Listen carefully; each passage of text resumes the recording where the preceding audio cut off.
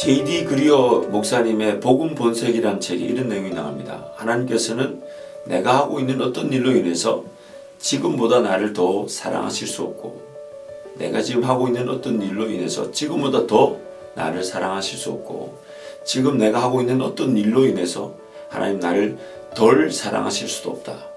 왜냐하면 하나님께서는 그 어떤 일로 인해 예수 그리스도를 더 사랑하실 수도 덜 사랑하실 수도 없기 때문이다.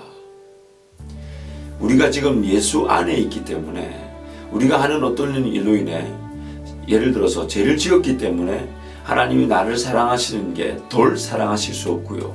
내가 뭔가 위대한 일, 훌륭한 일을 했기 때문에 하나님께서 나를 더 사랑하실 수도 없습니다. 왜냐하면 하나님은 예수 그리스도라는 최고 최상 최대의 은혜를 이미 우리에게 다 주셔서 우리를 향한 사랑을, 그 은혜를 확정하시고 완성하셨기 때문에 우리의 그 어떤 것에 하나님의 사랑이 더가 되고 덜 되고 이렇게 차이가 나지 않는다는 것이죠. 요즘 들어서 그런 느낌을 많이 받습니다. 율법적인 강요가 너무 심한 거 아니냐, 새가족 섬김, 성경책 나눔 헌금이다, 또 처치 카페 섬기 헌금이다, 또 우리 교회 섬기 헌금이다, 혹은 시간적인 아침 예배를, 저녁 기도회를, 혹은 이 목장 모임을 이렇게 강요하는 시간적 구별, 또 특별히 주일 예배를 준비하는 그 시간적 구별에 대해서 어떤 율법적인 강요가 너무 많지 않냐, 그런 어떤 의구심이 좀 드는 것 같아요. 사실 그런 율법적인 강요가 있으면 안 되죠.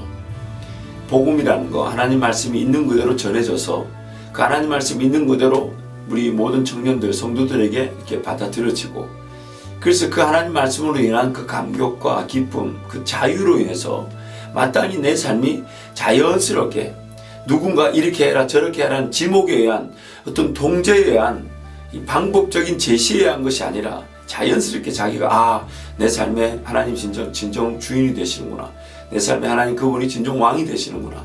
그래서 그 시간이나 물질적 구별을 자연스럽게 할 수 있도록 어떤 기다림과 또 인내의 시간, 혹은 동요의 시간이 필요한 것인데, 요즘 제가 여러분한테 그런 어떤 율법적인 통제 혹은 자유를 위한 통제라는 명목하에 자꾸만 그런 것들을 제안하고 직접적으로 구체적인 어떤 지목을 통해서 여러분을 좀 이끌어가려는 욕심이 있는 것도 사실입니다.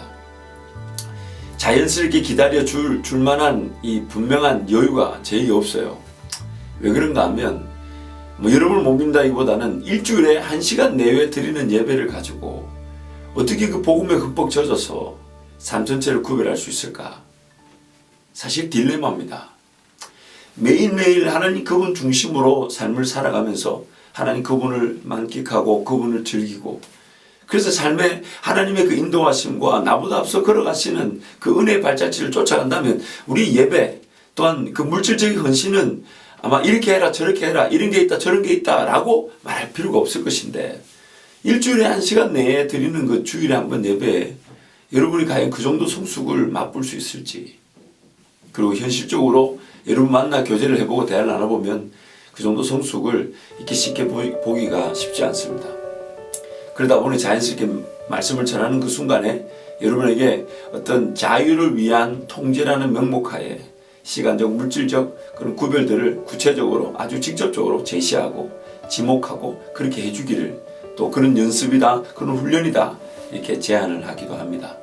그러나 머지않은 그날에 곧 우리 모두가 정말 하나님의 그 그리스도 안에서의 진정한 자유, 나는 살아도 주를 위해 살 수밖에 없고 죽어도 주를 위해 죽을 수밖에 없다는 그 존재 인식이 이렇게 정확하게 나타나는 순간, 뭘 해라 이거 해라 저거 해라가 아닌 각자가 자기 역할, 자기 은사에 맞는 분명한 일을 감당해야 될 것이라 저는 확신합니다.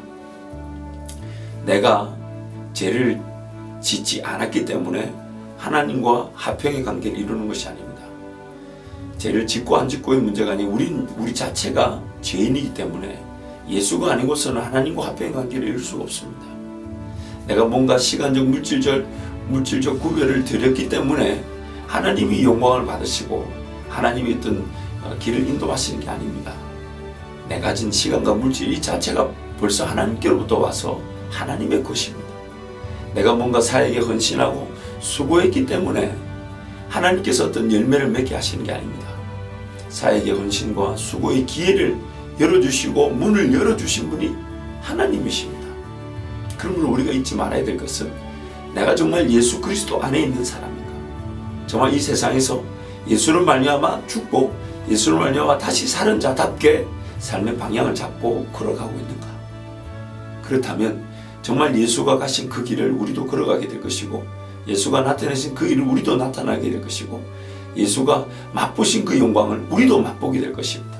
그렇다면 돈의 양, 물질의 양, 시간의 양을 다져묻지 않고 삶 전체가 예수의 사람답게 예수로 말미암아 살고 예수 안에서 죽고 사는 자다운 그 은혜의 삶을 맛보고 영광을 돌리게 될 줄 믿습니다.